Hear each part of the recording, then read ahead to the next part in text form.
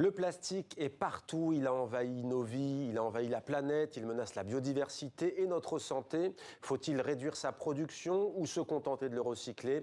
La question est au cœur des négociations à Paris où sont réunis 175 pays. Ça se passe au siège de l'UNESCO à Paris, l'institution de l'ONU. L'objectif, c'est d'aboutir à un accord multilatéral l'an prochain, en 2024. Une coalition dont fait partie la France, qui défend un texte de haute ambition, entre guillemets.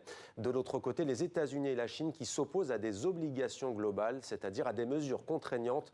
Selon les prévisions, la production de plastique pourrait tripler dans le monde avant 2060. Avec nous pour en parler, Hawa Traoré, bonsoir. Soyez la bienvenue sur TV5. Vous êtes consultante internationale, expert climat, on pourrait même dire expert de ce plastique qui a envahi nos vies. Vous avez été chargée de campagne Océan à Greenpeace Afrique. Marie Toussaint, députée européenne, sera peut-être avec nous tout à l'heure.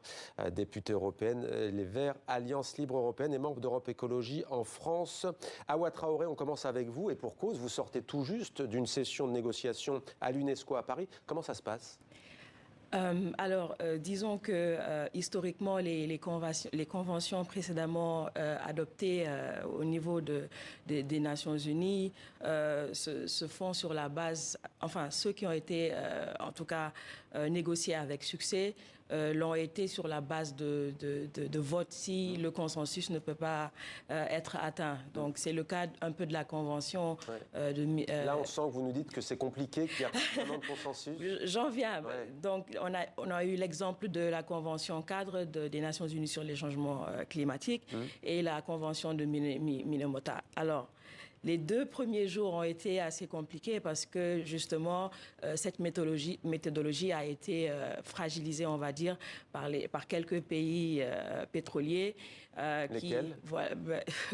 Les grands pays pétroliers, on les connaît, tels que l'Arabie Saoudite, par exemple, qui sont un peu revenus, qui ont demandé de vraiment revenir sur...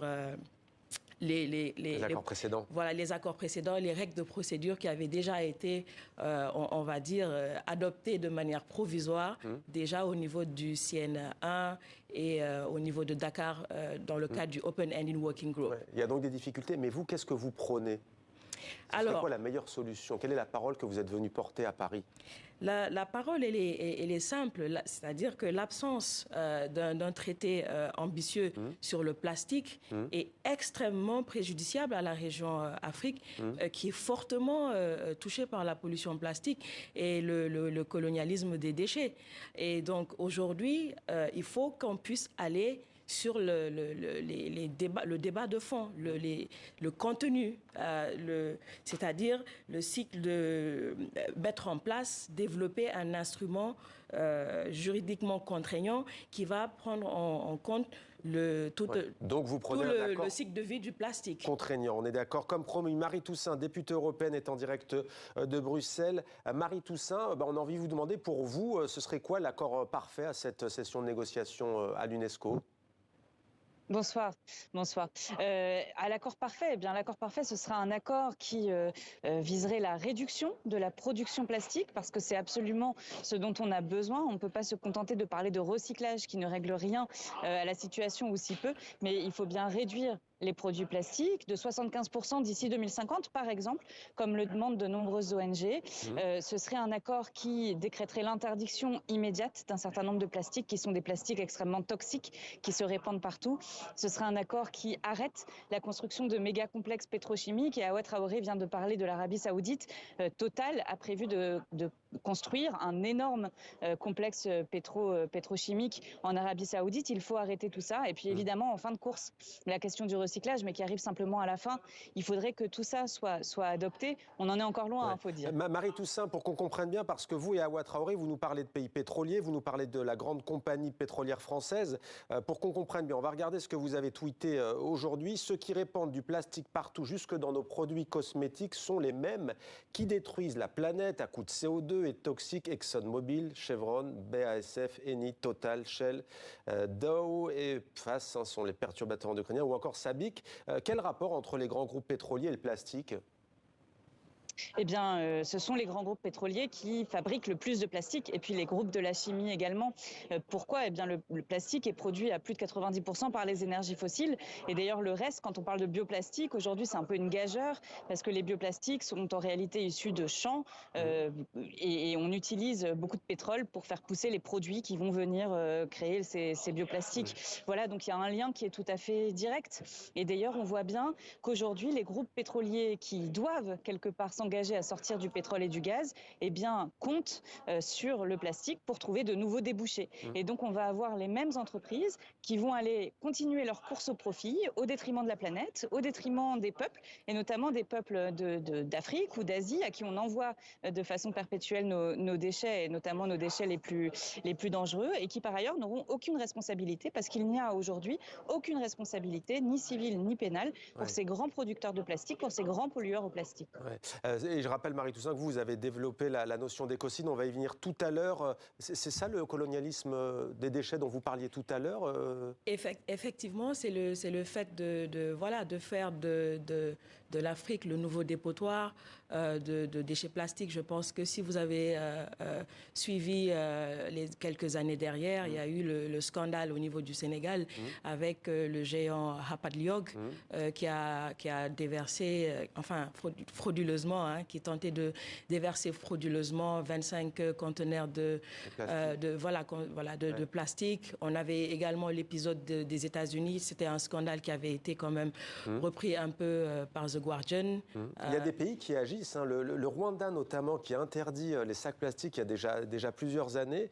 C'est un exemple concret que vous encouragez forcément ? C'est un exemple concret qu'on encourage, et on encourage également en ce moment la position du groupe d'Afrique qui veut vraiment qu'on aille dans le fond du sujet, et qu'on arrête de revenir un peu Pour être concret et précis, interdiction des sacs plastiques dès 2008 quand même, ça fait 15 ans au Rwanda, étendue en 2019 aux objets en plastique à usage unique, bouteilles d'eau, soda, gobelets, pailles, bâtonnets, assiettes, couverts. Il n'est plus possible de les utiliser, encore moins d'en produire, d'en importer ou d'en vendre. Comme quoi c'est possible ? C'est possible, et je pense qu'il faudra une volonté politique, une solidarité internationale, une coopération aussi, et des mesures de contrôle qui vont vraiment permettre de pouvoir réagir sur cette question. Mais ce qui est important, c'est vraiment pendant que nous sommes à Paris, qu'on puisse aller dans le fond du sujet. Comment effectivement pouvoir développer cet instrument qui est le traité, un instrument juridiquement contraignant qui va tenir en compte tout le cycle de vie du plastique. Oui. Ça, c'est important, et je profite de l'occasion également pour renforcer et porter la voix du représentant du Sénégal qui a clairement pris position. Voilà. Marie Toussaint, l'Union européenne appelle à un accord global et contraignant visant à mettre fin aux déchets plastiques. C'est le bon élève sur la planète, l'Europe ? Oui, c'est un assez bon élève. C'est un assez bon élève parce qu'elle essaye de faire attention à ses productions plastiques, parce qu'on a des législations sur les emballages, sur la réduction des emballages, sur la mise en décharge. Bon, mais en fait, l'Union européenne n'est pas non plus d'une totale exemplarité, et on a encore beaucoup de microplastiques qui se retrouvent sur le long des côtes de l'Union européenne, notamment des pelés plastiques, donc des petites billes de plastique issues des industries qui déversent soit par accident, soit volontairement sur les côtes le plastique. J'ai parlé des agissements des entreprises européennes. D'ailleurs, c'est l'un des objets de la loi sur le devoir de vigilance qu'on est en train de débattre, et j'espère demain d'adopter pour veiller à ce que les entreprises ne polluent nulle part au long de leur chaîne.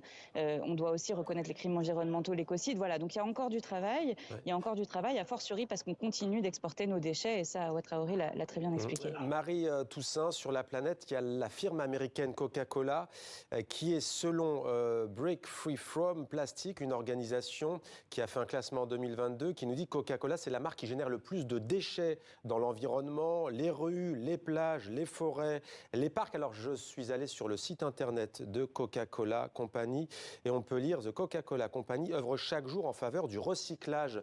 Pourquoi le recyclage n'est pas la panacée ?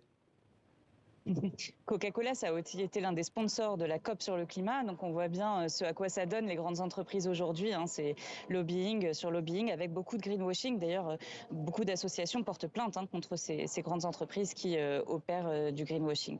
Pourquoi le recyclage n'est pas la solution? D'abord parce que c'est une chimère aujourd'hui. La quasi-intégralité des plastiques ne sont pas recyclables. Quand elles ne le sont pas de manière infinie. On peut les recycler 1, 2, 3 fois, mais en fait, on ne peut pas les recycler beaucoup plus. Et donc, les entreprises, pour pouvoir continuer à produire de nouveaux plastiques, eh bien, misons tout sur le recyclage, bien qu'ils ne sachent pas réellement comment opérer à ce recyclage-là. Pourquoi? Parce que ça leur permet tout simplement d'augmenter la production. Et c'est pour ça que je disais tout à l'heure que ce traité, il doit avoir comme premier objectif de limiter la production, de la faire réduire de 75% d'ici 2050. Je pense que ça, ce serait une vraie décision de la communauté internationale. Concrètement, c'est quoi un accord contraignant? Pardonnez-moi de vous couper. Est-ce que, par exemple, c'est cette surtaxe qu'a imposée l'Union européenne récemment, une taxe qui implique une redevance de 45 centimes d'euros par kilo de plastique? C'est ça l'aspect contraignant, si l'on peut dire, d'un éventuel accord? Il y a un aspect contraignant dans la taxe sur les plastiques, c'est sûr, puisqu'elle s'applique aux producteurs. Bon, elle est petite, c'est pas massif et ça ne change pas les choses. Pourquoi? Parce qu'on est bien au-delà du signal prix. Je veux dire, on a dépassé les limites planétaires. Le signal prix, on pouvait y penser il y a 50 ans. Aujourd'hui, il va falloir prendre des mesures beaucoup plus radicales, tout simplement si on veut juste préserver notre planète et notre santé. Je rappelle qu'on avale une carte de crédit de plastique par semaine. Un traité contraignant, et c'est là l'enjeu, il y a la question de ces pays pétroliers qui essayent de bloquer toute la négociation en réalité, mais on a les États-Unis par exemple qui disent nous on veut que ce soit comme l'accord de Paris, ce qui souligne aussi la fragilité et la faiblesse de l'accord de Paris, on veut que ce soit comme l'accord de Paris et que chaque État puisse décider de sa propre trajectoire sur le plastique. Ça, c'est un accord qui est contraignant qu'en façade, puisque ce dont on a besoin, c'est encore une fois que l'ensemble de la communauté internationale s'accorde sur le fait de ne plus produire tel et tel polymères parce qu'ils sont trop dangereux pour la santé ou pour l'environnement, qu'ils s'accordent à réduire la production, que ce soit surveillé et efficace. Voilà ce que serait un véritable accord contraignant. Merci beaucoup d'avoir été avec nous. Marie Toussaint, peut-être juste un dernier mot de votre côté à Ouattaraoré. Vous allez reprendre les discussions, vous y croyez? Nous n'avons pas le choix. Nous sommes là pour ça et parce que, au-delà de ce que Marie Toussaint a dit, il faut qu'on puisse garantir une transition juste et inclusive pour le secteur informel, les travailleurs issus du secteur informel des déchets. Et pour les générations futures. Et pour les générations futures. Merci beaucoup à Ouattaraoré. Merci Marie Toussaint d'avoir été avec nous en direct sur TV5 Monde. Merci à toutes les deux.